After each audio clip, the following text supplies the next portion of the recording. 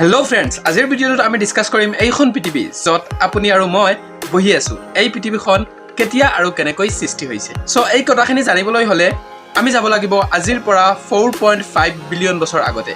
গতিকে যদি এতিয়ালৈকে আপুনি সিট বেল্ট বান্ধা নাই তেনেহলে বান্ধি লোৱা আৰু বলা মোৰ লগত আজিৰ পৰা 4.5 বিলিয়ন বছৰ আগত। সো বন্ধুসকল, আজি যত আমাৰ সৌৰমণ্ডল অৰ্থাৎ সোলাৰ সিস্টেম সেই স্থানটোত কেৱল ধূলিবালি আৰু গেছৰ ক্লাউড আছিল, যত এতিয়া আমি বহি আছো।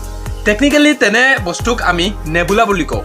আৰু আজি আমি যত বহি আছো সেই পৃথিৱীখন আৰু আমাৰ সৌৰমণ্ডলৰ যিমান কেইটা গ্ৰহ উপগ্ৰহ লৈ যিমান উল্কাপিণ্ড আছে আৰু আমাৰ চন্দ্ৰসহ আৰু সেই সোলাৰ সিস্টেমটো আমাৰ নেবুলা অৱস্থাত আছিলে। কিন্তু কইনসিডেন্টলি আমাৰ সোলাৰ সিস্টেমৰ ওচৰত এটা তৰা আছিলে আৰু সেই তৰাটোৱে সুপাৰনোভা কৰিছে, অৰ্থাৎ সেই তৰাটোৰ জীৱন শেষ হৈ গৈছে আৰু তাৰ পিছত সেই তৰাটোৱে এক্সপ্লোজন কৰিছিলে।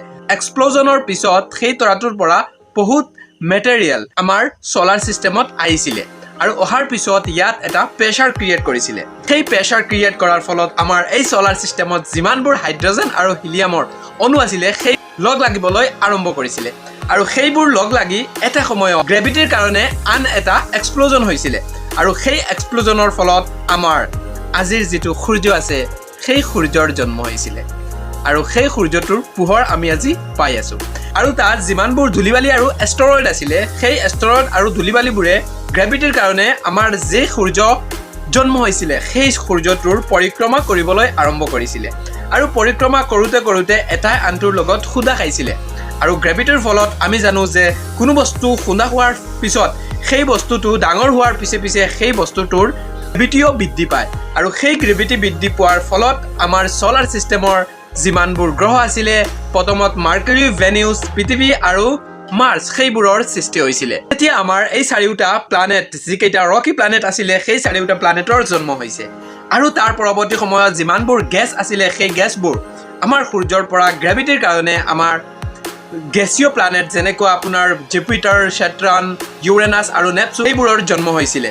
কিন্তু যিটো আমি এতিয়া আমাৰ পৃথিৱীত বহি আছো সেই পৃথিৱীটো এনেকুৱা অৱস্থাত নাছিলে, সেইটো কেৱল 1900 ডিগ্ৰী চেলচিয়াছত উবলি থকা লাভা আছিলে। তাৰ পিছত আমাৰ এইখন পৃথিৱীত এষ্টৰয়েডৰ বৰষুণ হৈছিলে, যেনিবা তাতে এষ্টৰয়েডবিলাকত আছিলে মিনাৰেলছ, সল্ট আৰু পানী আৰু সেইবোৰ আমাৰ পৃথিৱীত সৰি পৰিছিলে।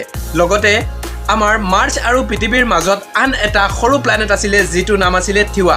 সেই প্লানেটটোৱে সূৰ্যৰ পৰিক্ৰমা কৰি আছিলে আমাৰ পৃথিৱীৰ লগতে, কিন্তু সেই প্লানেটটোতো আমাৰ পৃথিৱীৰ নিচিনা এষ্টৰয়েডৰ বৰষুণ হৈ আছিলে আৰু সেই বৰষুণ হোৱাৰ ফলত সেই প্লানেটটো লাহে লাহে আমাৰ ওচৰ চাপি আহিছিলে আৰু তেনে অৱস্থাত গ্ৰেভিটিৰ কাৰণে সেই প্লানেটটোৱে আমাৰ পৃথিৱীৰ লগত খুন্দা খাইছিলে আৰু খুন্দা খোৱাৰ ফলত আমাৰ পৃথিৱীৰ আজিৰ চেট্ৰনৰ নিচিনা ৰিং এটাৰ তৈৰি হৈ গৈছিলে আৰু সেই ৰিংটোৱে আমাৰ পৃথিৱীৰ পৰিক্ৰমা কৰি আছিলে আৰু তেনে সময়ত গ্ৰেভিটিৰ কাৰণে সেই ৰিংবোৰ একগোট হৈ আমাৰ আজিৰ চন্দ্ৰৰ সৃষ্টি হৈছিলে আৰু এনেকুৱা সময়ৰ লগে লগে আমাৰ পৃথিৱী ঠাণ্ডা হৈ হৈ আমাৰ আজিৰ যিখন পৃথিৱী সেই পৃথিৱীটোৰ জন্ম হৈছে।